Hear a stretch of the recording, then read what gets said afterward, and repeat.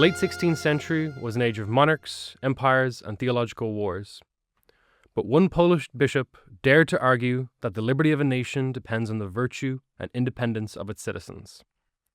His name, known in Latin, was Laurentius Gramalis Goślicki.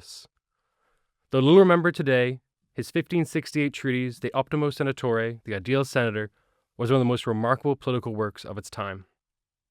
Goślicki defended ideas that would later echo throughout the Enlightenment: the rule of law, moral duty of rulers to serve the common good, and the notion that power must be limited and accountable.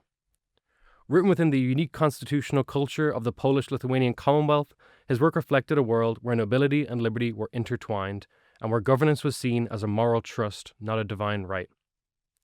Today, as we revisit the origins of freedom and constitutionalism, Goślicki offers a window into a broader tradition of liberty. And to join us to talk about Goślicki is Walker Haskins. Walker Haskins is a consultant at AIEOR's Visiting Fellow Research Program. Walker is presently pursuing a graduate coursework in social science research. He holds a BSc in political science from the University of Amsterdam, where he graduated with interdisciplinary honors and extended honors thesis. He was a 2022 and 2023 Don Lavoie Fellow with Mercatus Center and received a Callahan grant to pursue research on the origins of political liberty in Eastern Europe from the Acton Institute. Walker's research has been presented at the Public Choice Society, a Markets and Society conference. He is also a NOS Network Young Affiliate with the Leipzig Colloquium. His previous roles have been with the Dutch Institute for Praxeology and Amsterdam Center for Law and Economics. I love to talk about obscure, lesser-known figures. But when you first came up to me to talk to me about Goślicki, I wondered, how did you find this man? That's just the first jumping off point is, how did you find this man, and why did you find his work so compelling? Well, the flippant short answer is I happened to find his book on my parents' wall. Now, they themselves aren't quite sure how they got his book, just that it was there. The broader answer is that I've been interested in Poland for a long time, being partially Polish, and in the early modern period, which is such a rich period of the beginnings of modern thought, of the type of thinking, of the type of living that we do today. But it's different enough that we can see ourselves reflect in a mirror that we're not familiar with. Something that helps us understand ourselves a little bit more and see how people that are just beginning to be like us act in so very different ways and think quite differently from us. Poland is a country that people don't really talk about a whole lot when it comes to the history of political philosophy and political theory. But Poland actually has a few things about it that are special, mainly that it's the first European country to have a constitution in, I think, 1789. Am I correct on that? 1791, if I remember. 1791. I'm getting my dates mixed up.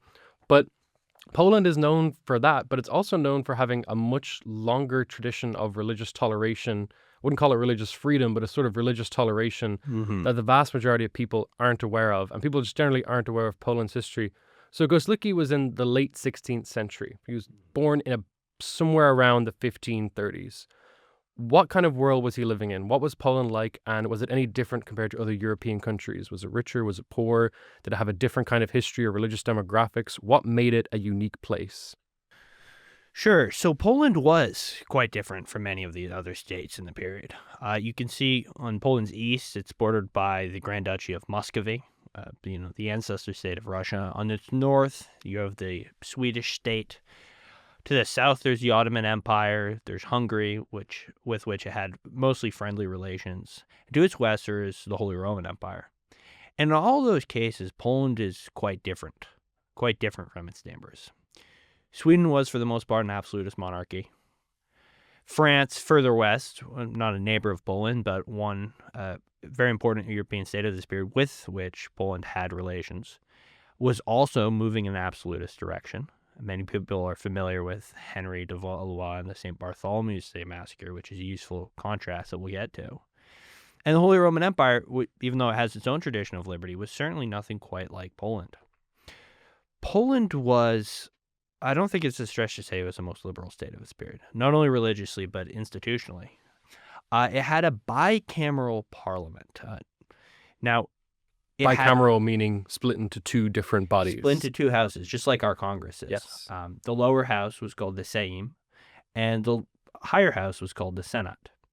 Now, without getting too much into the details, the remarkable thing about Poland is not only that it had a larger percentage of the population with the right to vote, with the rights to habeas corpus, with the rights against arbitrary tax increases and arbitrary detentions and what have you. But also that it constitutionally limited its king. And I think it's easy to underestimate how big of a deal that was. The main idea that was in currency at that time, and I hope I won't overstate my case here, but the prevailing political theory of the time was the theory of divine right. And that was hand in hand with absolutism. The idea that the king had the right to act however he wanted. Those familiar with Thomas Hobbes might be familiar with a typical defense of that view that's roughly contemporary with Goślicki. Poland's remarkable contribution, Goślicki's remarkable contribution, his contemporary's remarkable contribution is really articulating and displaying and working in a system that was totally opposed to that sort of principle, where liberty was a primary political virtue and not safety. And normally when we talk about parliaments in the world before the 18th century, we're normally talking about the history of places like England, maybe Italy, not Poland though, but Poland has a longer parliamentary tradition than most are really willing to talk about. And another part of this is their unique constitutional monarch, Poland having kind of an elective monarchy. Yes, that's right. Now, Poland's history with the elective monarchy is a bit complicated. You can see that you can divide it into several periods, and we might divide it for two right now. The earlier period, you see a pseudo-elective monarchy. Certainly monarchs are elected, but it was a convention to keep it in one dynastic line, the Jagiellons.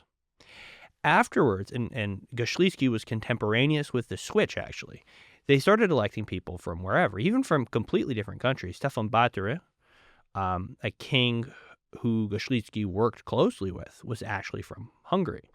And Sigismund II, I believe.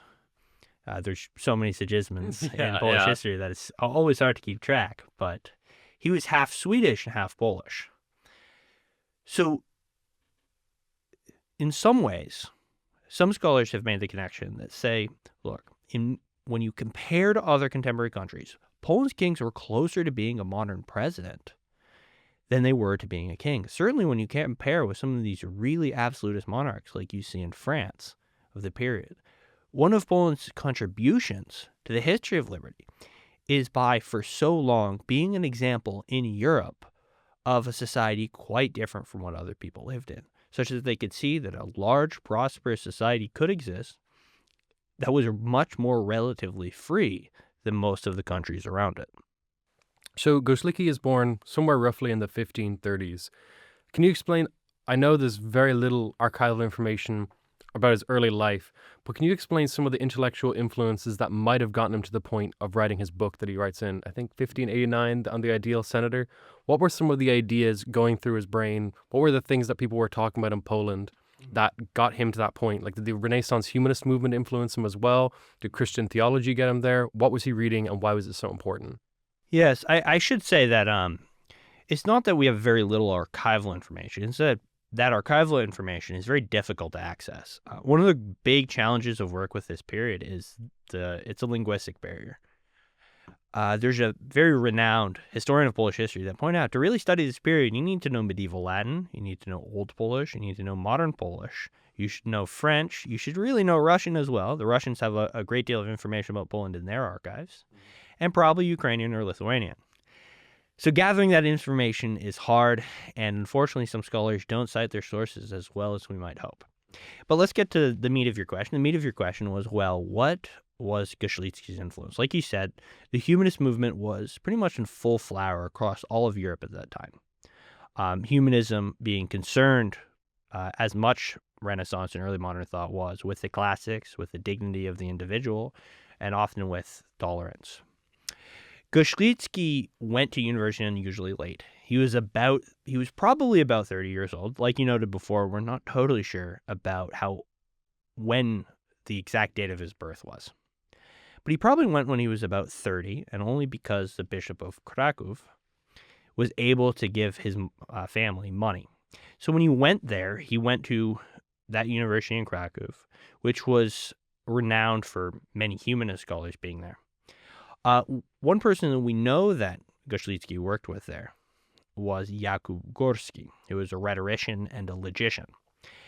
And it's likely that Górski had a significant influence on Goślicki's thought. Górski was a great scholar of Cicero. He was a great scholar of the classics, a great scholar of Latin. And one thing that is remarkable about Goślicki, and that's noted about him in both the sources contemporary to him and in modern sources, is, well, excellent Latin, probably from a very intimate knowledge of Cicero, which is another, in many ways, proto-libertarian, at least quite influential on later liberal thought. And can you feed me the question again? Basically, just asking his intellectual influences, where we're getting them from. So Aristotle, Cicero, Augusta. Oh, yes. So you see a great deal of citations of many, many, many ancient authors in Goślicki's thought. Many, many ancient authors. He cites Aristotle a great deal. He cites Plato a great deal. He cites Cicero a great deal, and occasionally Thomas Aquinas. Now, the work that's been done on analyzing Goślicki's philosophical foundations is contradictory. Many scholars have many different opinions on it. But one thing that's really interesting about Goślicki that I think starts to lead into why his thought is in many ways unique and emblematic of the period, as I'd argue, is that he also spends a lot of time discussing in detail the constitutional arrangements of other countries to bolster his arguments. This is something that philosophers of the time didn't really do. Social science as an idea didn't exist until much later. And there's an empirical bent about him as a man of politics, as well as a man of deep learning, of deep classical, philosophical, theological, rhetorical learning. That combination is fascinating, and it probably comes from his time in Italy. Goślicki, after Krakow, went to Italy with Jakub Górski, as well as Jan Zamoyski, who students of Polish history will know as being a very, very influential political figure. The leader of the so-called executionist movement, which is also very interesting to libertarians. Did you say executionist? Executionists, yes. Executionists. And that has nothing to do with execution. Yeah, you made me think they were killing everyone. Well, that's not quite it. No, it's rather they wanted to execute the laws in a particular way. In some ways, they were populist, pro-freedom people. Not always pro-freedom in the sense that we mean it today. No. But it's very difficult to map exactly what Polish political divisions would look like today, what side we should take, or anything of that sort. So you mentioned he went to Italy. Yes, he went to Italy. He went to the universities of Padua and Bologna, which were renowned universities for studying law. And he got a doctorate in both civil and in canon law. Civil law being, the law of the state of mutual interaction, and canon law being the law of the church, which is very important at the time, especially since Goślicki decided to pursue the career of a churchman, probably on the behest of Piotr Mieszkowski, who was the one who paid for him to do his studies initially.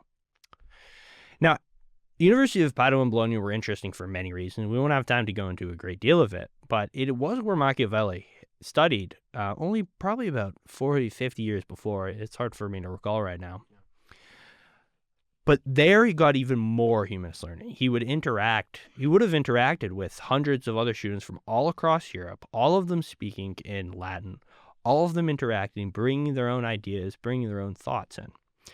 And going back to what I was saying about Goślicki, the empirical content of Goślicki's work, how he supplements his study of the ideal state with a great deal of empirical analysis. Goślicki would have been able to speak with persons as far away as England, with people from as far away as Spain, and to compare their experiences to his own. And he certainly does compare the situations of those states with regards to liberty and their sovereigns and the right setup, institutional setup, that is, of their states. And he also, we know for a fact, spent a great deal of time traveling around Italy, attending the papal court in Rome, learning the Italian language, learning their customs, their manners, how they thought, what they looked like. What their societies look like, I should say. So he was a well-learned man, though. He was a very well-learned man. To be operating at this level in this world, you'd have to have a mixture of knowledge. You'd have to have your classical Latin. You'd also have to be able to speak your regular Italian, though. As you kind of mentioned, he was bouncing in a world with many different languages for official documents in the Polish-Lithuanian Commonwealth. But what I want to hone in on a little bit is his book, The Ideal Senator, which he writes in Rome eventually, is kind of meant to be a bit of a response to Machiavelli's The Prince, written about 30 years beforehand in the 1530s. And Machiavelli's The Prince is not the usual kind of book we talk about in a libertarian podcast, because it's all about how, from a ruler's perspective, it is better to be feared than to be loved, because love is a fickle thing and fear is like kind of overwhelmingly powerful. And so I always want to preface as well that Machiavelli wrote another book called Discourses on Livy, where he talked about politics from a citizen's perspective, and he talked about the importance of republics. But getting to the point, Goślicki was kind of responding to a lot of the claims that Machiavelli made in The Prince. And in some ways, you can kind of treat The Ideal Senator not as the opposite of it, but as a different flavor, a different variation of this reason of the state politics of the time. How did Goślicki differ, and what were his main points of contention, and how should a society really be run? Yes, I mean, Goślicki was certainly writing in the same tradition of Machiavelli. That doesn't mean he agreed with Machiavelli. It means that he was also writing a book in the broader genre of what are called mirrors for princes. These guides for how princes, that is, the rulers of states, not necessarily the son of a king, but those who rule a state, how they should act and how they should govern. He was certainly aware of Machiavelli. It seems it would be very difficult to argue that he wasn't. He doesn't mention him in The Accomplished Senator anywhere I can recall. But a major strand in European thinking of that time was responding to Machiavelli. Many people were aghast at the perceived amorality of the prince. Yeah, it was a really Christian society. So the idea of even part of Machiavelli is saying that sometimes leaders have to do things that are wrong, but for the good of the state. And this creates kind of an explosion in Europeans' minds, because they're saying, like, how can a Christian do wrong? How can a Christian do things that violate the law? And with Machiavelli, we start to see that law and morality are pulled in different directions. Yeah. And it seems like Goślicki wanted to put law and morality back together. Yes, I believe he did. Now, but he does so in a more nuanced way than a lot of people in the period. I think a lot of the people in the period who were responding to Machiavelli that were aghast at his lack of virtue would just repeat Plato's arguments about the necessity of virtue in rulers. Now, Goślicki does do some of that, and it's hard to know how much of that is genuine agreement with Plato and how much of it is conforming to the customs of the style that he's writing in and the tradition and the society that he's writing in. Here's the interesting thing about Goślicki. In addition to building his arguments, at least partially, not only on a great engagement with the classics, he also, like Machiavelli, engages a great deal empirically. One thing that makes him so different from those others is that Goślicki goes beyond the virtue argument by also saying that there ought to be restrictions on the king. He says the king of Poland may not, in his conduct or in his actions, go beyond the limits and bounds that the Sejm and Senate set upon him. Many of these virtue theorists, not virtue theorists, but many of these theorists of the state that were arguing against Machiavelli and arguing for the necessity of virtue in the king did not make that step. They didn't discuss the laws, the set of the constitution of the country that would be required for keeping the king virtuous. But Goślicki did. He certainly believed on limitations on the king, on the Polish model. And that's one of the things that's characteristic about Polish political thought at large. It's more about what you can't do than what you can do. Yes. I mean, there's much more of a focus. In Poland, there's a great focus on liberty from those that were above.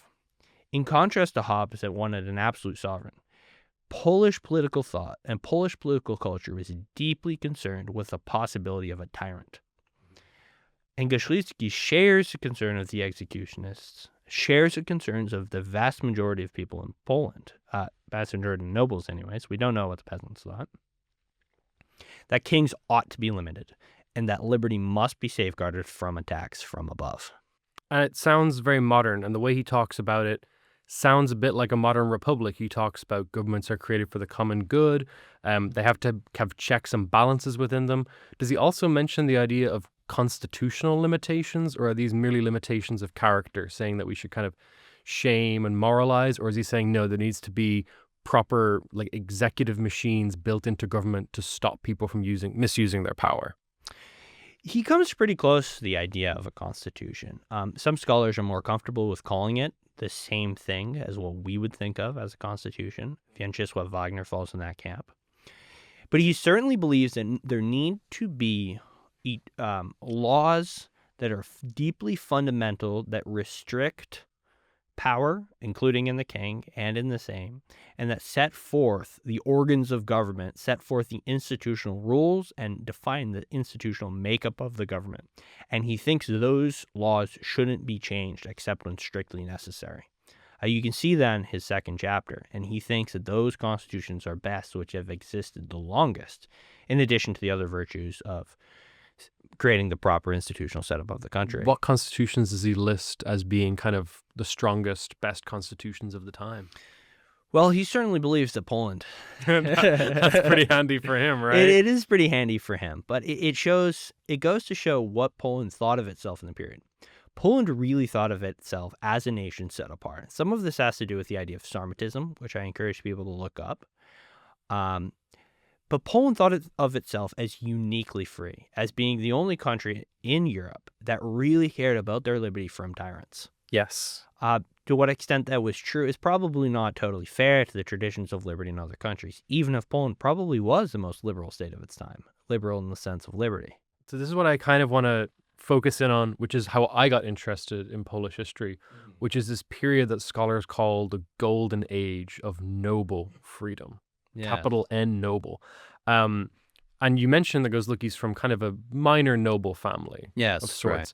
But it seems that from the historical sources that nearly 10% of all Polish society were nobles. So normally when we talk about nobles, we're talking about a hyper-elite group that are at the very top of a pyramid. Yeah. But it feels like in Poland, if 1 in 10 people are nobles, all of a sudden the rights of nobles take on a very, very different character than they do in other countries. Is that part of possibly this pride, is that Poland's a noble country because they, in a weird way, just have the most noble people?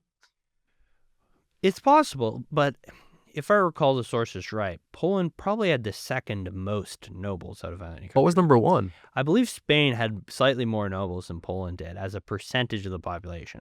What it seems to be, what the origins of Polish political liberty seem to be, is a series of compromises that were made over the years, probably starting from around the 1350s, in which the Jagiellon kings and the Piast kings before them would have to make compromises with the nobility in exchange for their cooperation in wars, in their exchange for mobilizing the people of their countries. Now, this was a situation that happened in many countries, and it was a key reason, even in Magna Carta, why the nobles were able to demand certain things, certain concessions from King John. If they didn't, they wouldn't give them the military support that feudalism depended on. But in Poland, probably for the reasons that the country was quite divided early on, the nobles were able to continually assert themselves. And over the space of about 200 years, Polish nobles were able to accumulate a series of privileges for themselves, which again, a very substantial part of the population, that guaranteed their own liberty, that guaranteed, protection against arbitrary tax increases, the guarantee of habeas corpus, of voting rights, the powers of the Sejm, limits on the king, religious liberty, and other related rights like that. I think that core dynamic of the nobles being able to organize themselves against the king and assert themselves in that way is what set Poland apart, at least when it comes to political liberty. There's no other country that you can really list like that besides maybe England in Europe at the time. Even then, it kind of pales in comparison on the talk of religious freedom, because at this point in history, England's about to basically engulf itself in a war over religion or in sectarian conflicts. So it was uniquely special in some ways. And Goślicki, did he see that was this part of his philosophy that Poland was unique, or did he see this as more of that Poland had some principles within it that were universal, that could be applied to everywhere? He doesn't really expand on that theme, I have to say. I mean, one thing that's interesting about Goślicki on religious liberty is this. In The Accomplished Senator, he does not seem like he supports religious tolerance. But then in his actions and in some more minor works, most of which aren't translated, he defends the rights of dissenters. And most notably, he seems to have been excommunicated by the Pope, even as a bishop, excommunicated for being, I believe, the only bishop to latch his name onto to sign the Warsaw Confederation. The Warsaw Confederation would be very interesting.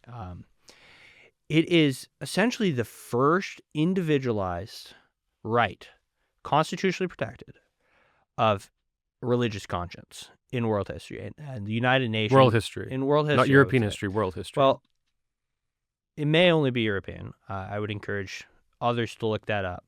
But it's worth noting that the UNESCO, the United Nations Commission, has framed the Warsaw Confederation and is put it as part of the Heritage of the World project. It's something that people should be aware of as part of the importance, as one of the most important milestones, like Magna Carta was, like many of these other things, famous documents that people are aware of are, that have built human society in the way that it has.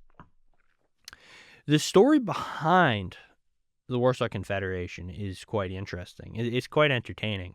You wouldn't expect that. No, you might not. Yeah. But the interesting thing about the society at the time of the Warsaw Confederation, that the Warsaw Confederation guaranteed and prolonged, was just the sheer level of religious pluralism in a sense that was not happening anywhere else across Europe. While the wars of religion were happening in France, while the 30 Years' War was still raging in Germany, this is only a few years after the horrible White Mountain Massacre in the Czech Republic, Poland had a society where you could have exchange students between Catholic and Orthodox seminaries, where you could have, at certain points, a plurality of non-Catholic voting nobles in the Senate, where you could have somebody like the Jewish theologian Isaac of Czerkai go dinner party to dinner party in Polish society and argue with them and tell them that the gospel is completely wrong. You guys have no idea what you're talking about. For the time, that was insanity. At the time, that was insanity. You didn't have anything like that. And even other societies with remarkable histories of religious toleration, you didn't have this level of mutual interpersonal tolerance, right? You had stuff like the Schelkerk system. Well, not system, that's not the right way to describe it, but Schelkerken in the Netherlands, where there was religious toleration, but it was toleration out of the public sphere. You weren't, in many countries, and England had a similar system, you weren't allowed to display the fact that you didn't have the majority religion. They just allowed you to live there. Poland had a great deal of interpersonal respect. You had many intermarriages between Catholic and Orthodox nobility, between Protestant and Orthodox. There's even, actually, in addition to Catholics, in addition to various forms of Protestant and Reformed nobles, in addition to Orthodox nobles, there's even some Armenian Apostolic nobles. There seems to have been a very limited number of Jewish nobles. And among the Tatars of the southeast, there even seem to have been some ennobled Muslims. This is just something, I mean, obviously this portion of it is a small member of the population. These rights didn't really extend to peasants. But even so, this is an image of a society that didn't exist anywhere else in Europe at the time. Yeah. And for that reason, you actually see a great deal of people moving from the other religiously tolerant societies, at least relatively, like the Mennonites. Many of them moved from the Netherlands to Poland, so they would have additional freedom. They settle on the banks of the Vistula River, the river that runs through Warsaw to the sea. So it really was a remarkable society for that. It believed more than any other that you could have a society in which there were many confessions. So in this kind of vein of thought, Goślicki, in his theoretical works, kind of avoids the question of religious toleration, but Goślicki, the politician, the man of practical matters, sees that Poland can't really live without this. And I kind of want to draw this as well. He wasn't just a theorist. He was a relatively practical man. Yes. How does that practicality come through in his work? Like, the Mirrors for Princes genre is usually kind of like a love letter to a dictator. That's the best way to describe it from our perspective. It would be like if someone was writing a letter to a monarch today on how to rule. And normally the letters can be very interesting. Sometimes they can be a bit trite, drink 8 glasses of water a day, tell funny jokes at the dinner table. Sure. But the ideal senator kind of isn't even about the ideal king. It's about the ideal parliament a little bit as the mediating institution in society. Yeah. And that's part of the reason why it's so interesting. I mean, it's a spin-off of the Mirrors for Princes genre. It's a guide to people who are senators, who are members of parliament or advisors to the king. Goślicki had a distinguished political career that I think could be and should be studied much more. I think there could be a lot of interesting archival work digging up more details of his career. We do know that he led some important diplomatic missions to other countries, and including to Poland's vassal states and Gdańsk. He had an extensive experience with politics in many, many ways. And he had possibly the worst job I've ever heard someone been given. He had to break the news to one of the kings who wanted to be elected that he hadn't won the election. Yes, Maximilian I lost the election to be king in Poland. He was one of the Habsburgs. And now the reason he didn't win is because the Habsburgs were associated with Catholic hegemony. And there was a large contingent of nobles who were voting that didn't want to allow the Habsburgs onto the Polish throne for fear that there would be religious persecution. So this already goes into how remarkable a society this was. You have voting blocks. You have many of the public choice problems of yours might be familiar with. You have fascinatingly complex elections that go on. This is not a society that paid lip service to the ideas that the king was limited and that the people get to choose him and what have you. It was really put into practice with a very complex political system. It sounds like a lot of the aspirations that would eventually make their way into America, these ideas of religious toleration especially. And that kind of leads me to the next part, which is to talk about his legacy. Obviously, we're sitting here now talking about Goślicki, but the vast majority of people wouldn't know a whole lot about him. But what about his contemporaries at the time? In the 50 years following Goślicki's death, was he read by people outside of Poland? And if so, what do they gain from understanding his work? Yes, so Goślicki's work was republished several times. It seems to have gone through several publishing runs, several editions, some more accurate than others. And this is at a period when having several editions of a book is like it's a huge deal. It's a very, very big deal. And he did it with a very prestigious publishing house in Venice. And his book was distributed quite widely. It was read in England, certainly. It was cited in certain leveler tracts, according to Stankiewicz and to Józef Teslar, certain Goślicki scholars. And we now have very good evidence, starting originally with Sir Israel Gołącz and moving down to Teresa Bałuk-Ulewiczowa, that Shakespeare, of all people, read Goślicki's work. Now, Shakespeare didn't care for Goślicki. He found him pompous. There is a certain bias against Polish people in the English society of the time that has to do with an unfortunate incident involving a Polish diplomat and Queen Elizabeth. What happened? I believe, if I remember right, what happened is that the Polish diplomat greeted Queen Elizabeth in quite excellent Latin, and Queen Elizabeth's Latin wasn't so good. And he corrected her, and this was just a huge, major faux pas. It still is. Correcting people on Twitter is still a really bad idea. You shouldn't do it as a general And probably thought. correcting the Queen in particular. Of course, yeah. It's a terrible idea. Now, listeners might be familiar with Polonius, the character from Hamlet, which if you've taken base in Latin, you know Polonius means Polish in Latin.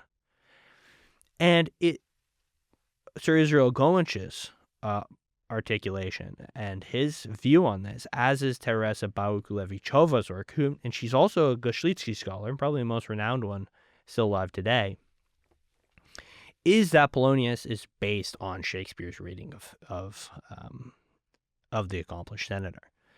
And that's an interesting little tidbit for readers for when they return to Hamlet. Now, there have been speculations and assertions of, well, what other influence did Goślicki have? We do know that his work was in Thomas Jefferson's library. Though just because he owned a copy, and there are many quotes in the Accomplished Senator that are quite similar to the Declaration, it doesn't really hold up the view that some have put forward, that the Declaration of Independence was plagiarized from Goślicki. We all have books on our shelf that we haven't read. That's historians absolutely. 200 years later say, might it have influenced them? And Jefferson had a massive library. You can go and Yes. see it at the... well, where is it? National Library of Congress? Yes, it's at the Library of Congress. And it's like 3,000 books. It's huge. Yeah. And these are big, old books from the 18th century. Now, there is one line of thought, first put forth by a Polish ambassador called Hieronymus Titus Filipowicz, that argued in this way. And as I put forth the argument, you'll see why it's interesting and a little bit persuasive, but also a little bit speculative. Now, Goślicki, he argues, influenced Robert Bellarmine, who is a cardinal who argued against the divine right of kings very, very influentially in England. And he goes, well, who loved to read Bellarmine, who is also a fascinating figure? Algernon Sidney, with whom you're more familiar than I am. And, well, who read Sidney? Well, the American founders, especially Thomas Jefferson. And so where did Sidney get his ideas? Well, he certainly got them from Bellarmine. How was Bellarmine able to articulate his arguments against the divine right of kings? Well, Goślicki, given how much he was handed around in England of the time. Now, there's no good direct textual evidence for this, and influence in intellectual history is always hard to prove. It's a very difficult, laborsome affair. But did Goślicki contribute, most likely, to the formation of these ideas in England and to a lesser extent France? Yes, I mean, most likely. It's hard to pin down influence exactly, but he certainly contributed to the language and to the debates that were being held in Europe at that time. Okay, I want to ask, because my favorite part of political theory isn't when everything is going swimmingly well. My favorite part of political theory is when things aren't working well, and what do we do then? And normally when people talk about the American founding and the Enlightenment, they always go back to thinkers like John Locke and his idea of the right to revolution. Yes. And a lot of times when we talk in the libertarian and classical liberal world about where this right to revolution comes from, we tend to point towards Locke. There's definitely a longer tradition that stems back to the ancient world as well that talks about this right to revolution. But I kind of want to focus on Goślicki. What did he feel the argument for the right to revolution was, and was it in any way unique because of this idea of Polish nobility? Of all societies, Poland and Lithuania might have the best situation for the right to revolution because they're so close to power. They have so many people who are willing to fight for freedom at any one given time. Is this partially an explanation of where this doctrine came from, or is it something that's common in Europe throughout the time because of sectarian wars of religion? No, I think that Poland's view and Goślicki's view of the right to revolution, it's pretty unique, although there's some parallels with Hungary. Now, Goślicki's view on this is pretty much a reflection of the views of his time, though he extends and he builds it more into his framework. Poland had a very unique institution that he defends, and I think many of his other European readers would have found very strange. And that's the idea of a rokosz. That is, it's a bizarre idea. It's the idea of You make it sound like a ruckus. Yeah, it almost sounds like that, doesn't it? It's originally a Hungarian word, and it refers to the possibility of a legalized rebellion or a legalized insurrection, as some scholars translate it. Now, Polish nobles could come together kind of as an interest group, but all together on horses. And they'd all come together in horses, and they would swear an oath, a kaptur, as Goślicki puts it. And they would make an oath to not go back home until they've achieved the goal of the rokosz. And in many cases, this led to severe resistance against the kings and the rolling back of royal attempts to add to absolutism. For instance, one of the biggest rokosze in Polish history, the Zebrzydowski rokosz, happened the year after Goślicki died. And it's probable that the lack of Goślicki and Jan Zamoyski in negotiating between the king and the needs of the people, and in allaying their fears that he would try and be more of an absolutist, which Sigmund Vasa certainly tried to do, was what set this off. Now, so Goślicki thoroughly believes in the right to revolution. He would have seen people occasionally practice it in his time, or certainly plotting to practice it. It would have been seen as being deeply necessary to prevent tyranny. This is the central question of Polish political thought. There's a great fear of the possibility of tyranny. Russia was right next to them with a truly absolutist czar. Did he help influence the European ideas that became so popular? Yeah, I mean, influence is always hard to pin down, but it is interesting that the Frenchman Arcomax referenced Poland of this period, and Goślicki is widely regarded as probably the most influential theorist of Poland. And I think that's worth knowing as you look at and you read about and of Goślicki, that he is the best representative, the most articulate representative, the best educated representative of what was the moderate, the central piece of Polish political thought at the time. He represents that period probably better than anyone else. And we were talking about that Polish political theory was so oriented around the prevention of tyranny. On one end, some people might say it's a relatively conspiratorial political theory because it's always wondering what could go wrong. But also the history of Poland points towards that being an entirely correct thing to worry about. Poland, after Goślicki, was put under many very dictatorial regimes all the way up until the modern era with the fall of communism. Yeah. Poland only really regains its national sovereignty as a nation. So I can actually completely see why Goślicki talked about these ideas. But one of the things I want to talk about is because Poland changed hands so many times, has that made the historiography harder to go back and study? And has that led to him becoming more obscure than he otherwise would have been in an independent Poland that can write its own history? Yes, I think so. I mean, Poland's decline started in the second half of the 17th century. And it was probably always, to a certain extent, a little bit on the margins of Europe, right? But it was a much more important and central state to European political consciousness than it is even today.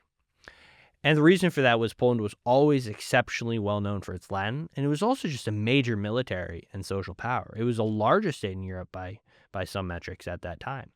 And what happened after its decline, and certainly after its partition, it starts to lose influence. And once it gets to the partition, many of the occupying powers, Austria, Germany, Prussia originally, and Russia, really try to push aside Polish national sentiment, to make the language not be used, to lead its history not to be taught in schools. And because of that, I think that's a reason why Goślicki, as well as other important and interesting figures in the history of Polish political thought, are much less read today than they are now. Many of the people that they would discuss with, that they would write with, that they would respond to, and that would respond to them, are people that we know today because their states have been more fortunate through history. Many more people know about Jean Bodin, the French theorist, than would know about Majewski, a contemporary of Goślicki, who was even more libertarian than he was. Not because Bodin was more known in his time, but because the history of France has remained more central to the minds of people in Europe and to the rest of the world than Poland's has. In your wonderful piece on Libertarianism.org about Goślicki, which I would definitely recommend people to read about if they want to learn more, you discuss him as a great example of liberty before liberalism. Yeah. So there's a two-pronged question for you. The first part of the question is, what does liberty before liberalism mean? Yeah. And the second part is, in the world of 15-second reel videos, of constant attention economy, grabbing your face every few seconds to plunge into a screen, why should someone take the time and go back and read old books? Okay, those are two big questions. Liberty before liberalism. Those who want to really understand what that concept means, I direct to Quentin Skinner, who wrote a great book on this. But in brief, liberty before liberalism is the acknowledgement of the fact that even before the liberal project started in earnest, even before liberalism in its modern form that tends to contain all of the ideologies that we talk about today, where we all agree that liberty is a primary political value, we just disagree on its limits and its nature. Even before then, people were concerned with the question of freedom. And that takes many forms in many societies, as you know better than I. It takes the form of Magna Carta. It takes the form of the French Monarchum Acts. It takes the form of Venice and its role. It takes the form of the Greeks and their many struggles.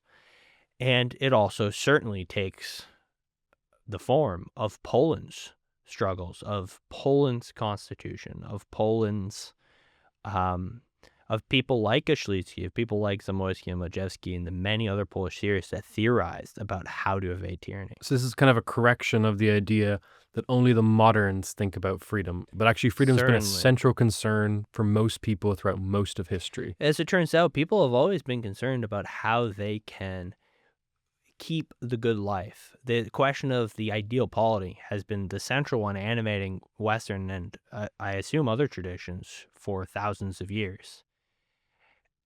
And people have always had an intuition that freedom is important, even if they disagreed about how it should be balanced. And also, it's one of the things that doesn't change. Like, today we might be talking about tariffs or different policy changes. In 1,000 years, the conversation will be entirely different, but liberty will always be at the forefront of these The conversations. desire to avoid and be free from arbitrary coercion is something that is eternal to the human experience. So I'm going to talk about something that isn't eternal to the human experience in the second part, which is reading old books. Yes. Why should someone dust off one of these old tomes and read them? Why should we read things that are outside of our time? What does it do for us? It's hard to answer the question in few words. And it's partially because there's so many benefits, but the benefits are so difficult to explain. There's a piece that I adore by Ruth Grant, the great political theorist from Duke, in which she explains, and I wish I remember the title of the essay, but she explains the importance of a humanistic education. The point of a humanistic education is a revelatory experience in which you take off your historical blinders, in which you understand more of the world than you ever saw before, in which you understand what things are like other than your own immediate experience. That's why I counsel people to read old books, even if you're not an academic, even if you're not a policy wonk. I would say that you awaken to more of what the world around you is like in a way that is deeply pleasant, that gives you things that you can grapple with in your everyday life, and simply awaken to how many fascinating things there have been. And in the context of liberty, it lets you appreciate that people have gone through the debates that we're going through now about how to maintain liberty in the context of threats from above and below, and that they have had to deal with many of the same problems that we have, and that sometimes they have good answers for that are worth thinking about. Okay, final question for you. Another two-pronged question, because I can't just do a one-prong attack. If we brought Goślicki back to life in a time machine and we brought him to today, Yes. do you think that there's any elements of his philosophy that he would recognize on display in our everyday life? And the second part, I can ask you a little later anyway, but the second part is, what do you think hasn't been brought over from Goślicki's day but deserves a fair revival, an idea he has that should be brought back to the public consciousness? Well, I guess I'll answer the second question first. And I think the second question is, this overriding concern with the importance of liberty is something that I wish we still had today. I think that many of us take for granted what it means to live in a society free of tyranny, a society in which, by default, we take the idea that by default we should be allowed to do an action unless there is a very good reason for saying otherwise. The presumption of liberty. The presumption of liberty, precisely. I think that spirit was even stronger, at least among the Polish nobility of that time, even than it is today in some ways. And it's certainly that fierce desire to remain free, that fierce desire for independence, for solving their own problems. There's something worthy to respect in that and worthy to try to live up to. Now, as to the first part of your question, can you remind me of it? If we brought Goślicki back today, Yes. how much of the modern world would he understand? How much of his own ideas would he see reflected in the way we live our lives today? He would I'd be very curious to see what he thinks of our Constitution. There's certain things he would certainly recognize. I think he would see some things in our presidency that would remind him of the Polish kings, of the president being elected, of the president being only able to act within the laws and the bounds that have been set for him by the equally bicameral legislature.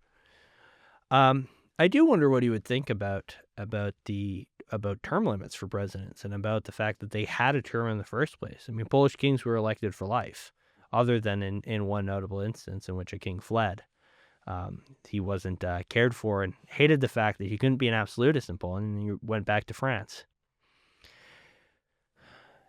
As far as everything else, I mean, it's hard to say for Goślicki any more than it would be to say for any other historical figure. What would they think if they came here? I imagine their minds would be blown. And he would probably be quite happy to see that there are people, that Poland continues to thrive today and that liberty continues to thrive today. And he would probably be thrilled at all of the great learning and scholarship that's going on.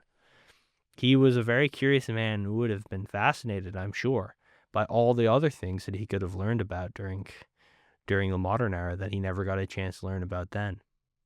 So I wanted to read out a passage from your piece on Goślicki, where you write, Goślicki was among the first to argue for a right to revolution in the European canon of political thought, stating in language reminiscent of the Declaration of Independence that, quote, sometimes a people, justly provoked and irritated by the tyranny and usurpations of their kings, take upon themselves the undoubted right of vindicating their own liberties. Now, I know you said it's hard to parse that influence out, the American Declaration of Independence and the Revolution, but it does seem like the language echoes a lot of the sentiment, and everything that Goślicki talks about, the idea of checks and balances, the idea of limited power, it rings very much like the Enlightenment before the Enlightenment. I know we talked about liberty before liberalism, but this sounds like the Enlightenment before the Enlightenment.